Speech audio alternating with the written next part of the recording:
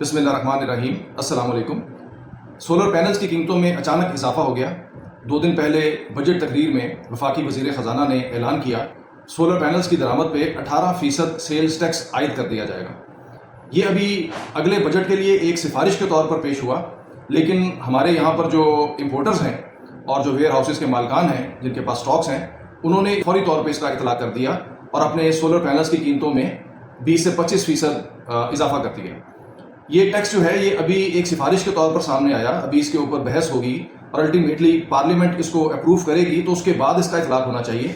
लेकिन हमारे यहाँ पे जो ताजिर बरादरी है, जो इम्पोर्टर्स हैं, वो उस वक्त का इंतज़ार नहीं करते, क्योंकि पिछले काफ़ी अरसे से सोलर पैनल्स की कीमतों में मुतवातर कमी देखी जा रही थी, तो उन्होंने इस मौके का फ़ायदा उठाते हुए अचानक सोलर पैनल्स की कीमतों में इजाफा कर दिया।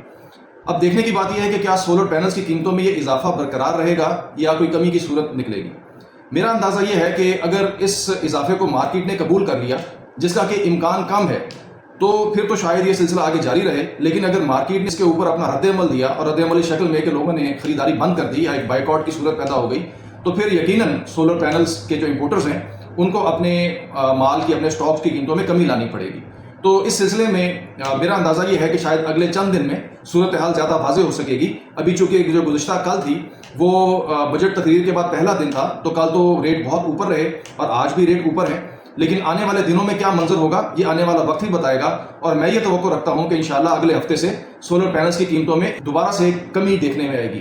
तो जो लोग सोलर सिस्टम्स लगाना चाह रहे हैं उनके लिए बेहतर है कि वो चंद दिन इंतजार करें और उम्मीद रखें कि इंशाल्लाह सोलर पैनल्स की कीमतों में कुछ ना कुछ कमी वाक़ई होगी। इसके साथ ही मुझे इजाज़त दीजिए। अल्लाह हाफिज़।